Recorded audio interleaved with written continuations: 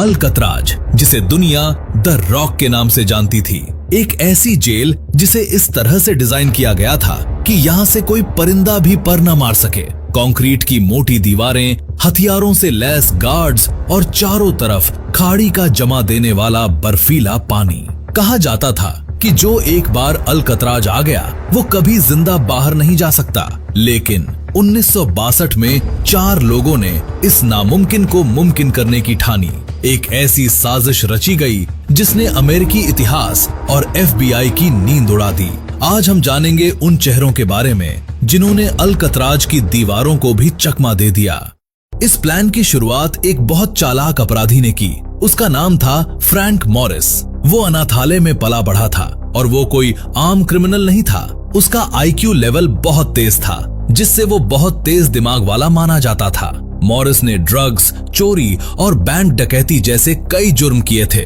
उसे कई जेलों में रखा गया, लेकिन वो इतना चालाक था कि हर बार भाग निकलता था। आखिरकार परेशान होकर सरकार ने उसे 1960 में अल्कतराज भेज दिया। उन्हें लगा कि यहाँ से वो कभी नहीं भाग पाएगा, लेकिन वे गलत थे। अल्कतराज पहुंचते ही मॉरिस ने अपनी अगली भागने की योजना बनानी शुरू कर दी। लेकिन इतनी बड़ी जेल से अकेले भागना नामुमकिन था, इसलिए मॉरिस को एक टीम चाहिए थी। आखिरकार जेल में उसकी मुलाकात 2 भाई जॉन एंगलिन और क्लैरेंस एंगलिन से हुई। ये दोनों भाई फ्लोरिडा के रहने वाले थे और बचपन से ही साथ मिलकर चोरी करते थे। दिलचस्प बात ये थी कि ये दोनों भाई बैंक लूटने के लिए असली बंदूकें नहीं, बल्कि खिलौने जैसी बंदूकें इस्तेमाल करते थे। इनकी एक और खासियत थी जो इस प्लान में सबसे ज्यादा काम आने वाली थी। ये दोनों बहुत अच्छे स्विमर्स थे। उन्होंने बचपन से ही ठंडे पानी में तैरना सीखा था।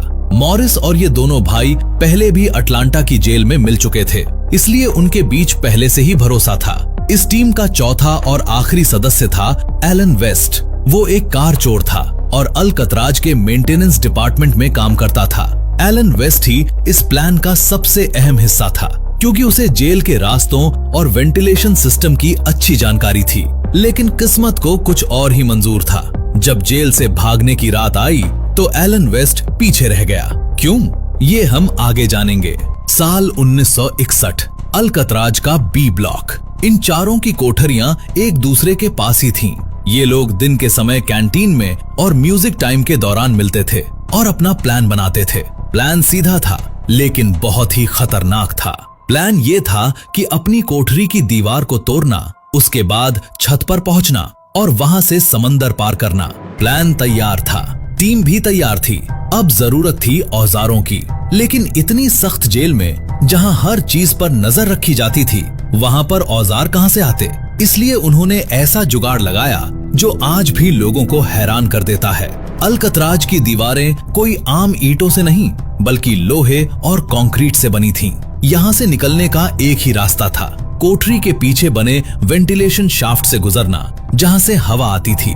लेकिन वो जाली इतनी छोटी थी कि उसमें से इंसान का सिर भी नहीं निकल सकता था। दीवार तोड़ने के लिए उन्हें हथौड़ा या छेनी चाहिए था, जो जेल में मिलना नामुमकिन था। इसलिए मॉरिस और उसकी टीम ने एक अनोखा तरीका अपनाया।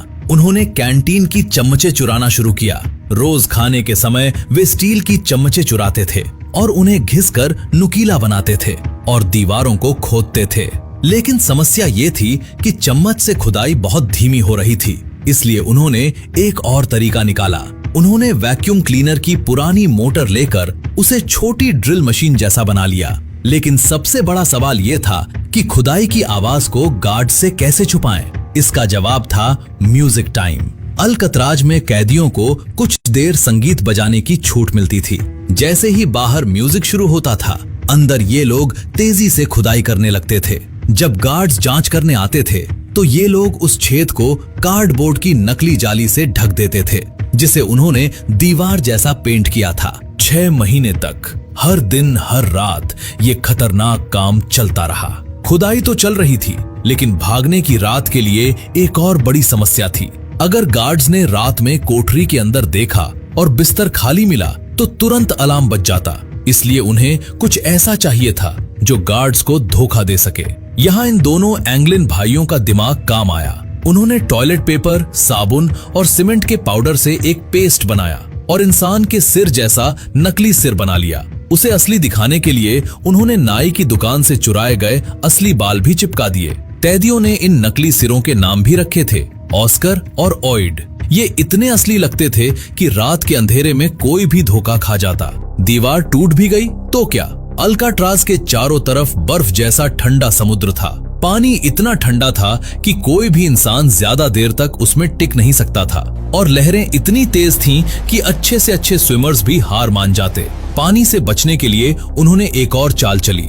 उन्होंने जेल से 50 से ज्यादा रेनकोट चुराए। गार्ड्स की नजरों से बचकर जेल की छत के नीचे एक छुपी जगह पर उन्होंने इन रेनकोट को जोड़कर एक 14 फुट लंबी हवा वाली नाव और लाइफ जैकेट बना ली।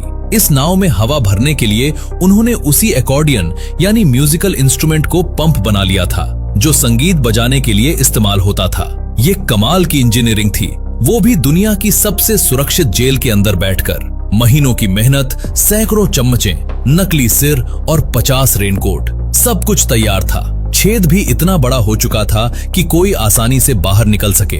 अब बस सही रात का इंतजार था। तारीख 11 जून 1962, रात के 9:30 बजे। लाइट्स ऑफ का सिग्नल मिल चुका था।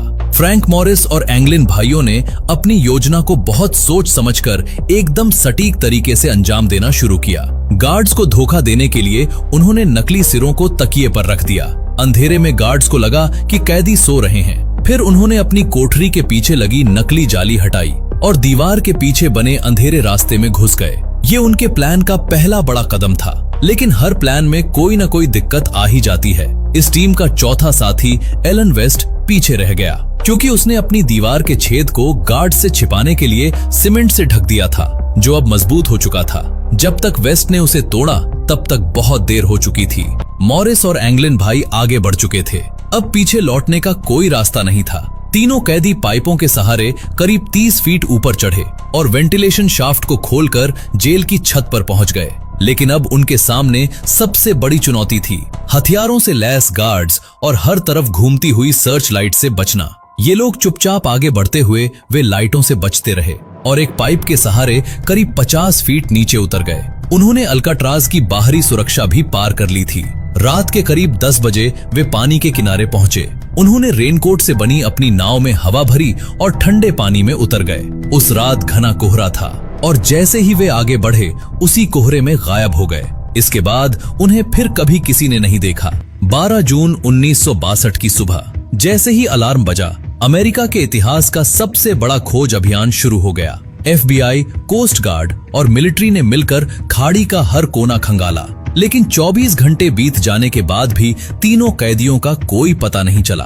कुछ दिनों बाद एंजल आइलैंड के पास पुलिस को उनकी रेनकोट वाली नाव के कुछ फटे टुकड़े, एक चप्पू और एक प्लास्टिक बैग मिला, जिसमें एंगलिन भाइयों की कुछ तस्वीरें थीं। FBI ने अपनी रिपोर्ट में लिखा, खाड़ी का पानी इतना ठंडा और लहरें इतनी तेज थीं कि उनका जिंदा बचना नामुमकिन है। वे डूब चुके हैं। केस बंद कर दिया गया। लेकिन क्या सच में ऐसा था? साल 1975 यानी भागने के 13 साल बाद एंगलिन परिवार के एक पुराने दोस्त फ्रेड ब्रिजी ने पुलिस को एक तस्वीर दी। उसने कहा कि ये तस्वीर उसने ब्राजील के रियो डी जेनेरियो में खींची थी और इस तस्वीर में दिख रहे दो आदमी कोई और नहीं बल्कि जॉन और क्लैरेंस एंगलिन ही थे। जब आधुनिक फेशियल रिकॉग्निशन एक्सपर्ट्स ने इस तस्वीर की जांच की तो वे भी हैरान रह गए। हड्डियों का ढांचा, चश्मे के पीछे की आंखें, सब कुछ मैच कर रहा था। एक्सपर्ट्स ने कहा कि ये तस्वीर 99% उन्हीं दोनों भाइयों की है, यानी FBI का दावा गलत था। वे अभी भी जिंदा थे। लेकिन सबसे बड़ा चौंकाने वाला खुलासा साल 2013 में हुआ। सैन फ्रांसिस्को पुलिस के पास एक अनजान खत आया। खत की पहली लाइन पढ़ते ही पुलिस विभाग में हड़कंप मच गया। खत में लिखा था, मेरा नाम जॉन एंगलिन है, मैं 83 साल का हूँ और मुझे कैंसर है। हाँ, हम तीनों उस रात बच निकले थे, मुश्किल से, लेकिन बच गए थे। फ्रैंक मॉरिस की 2005 में मौत हो गई और मेरे भाई क्लैरेंस की 2011 में। अगर आप टीवी पर वादा करें कि मुझे सिर्फ 1 साल की सजा मिलेगी और मेरा इलाज करवाया जाएगा तो मैं आपको बता दूंगा कि मैं कहाँ हूँ। FBI ने उस खत के फिंगरप्रिंट और DNA की जांच की, लेकिन नतीजे साफ नहीं आए। आज अल्काट्राज सिर्फ एक म्यूजियम है जहां लाखों लोग घूमने आते हैं, लेकिन यूएस मार्शल का केस अभी भी खुला है।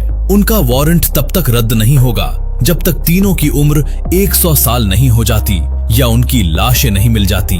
दोस्तों, ये टैक्टिकल एस्केप इतिहास में दर्ज हो चुका है।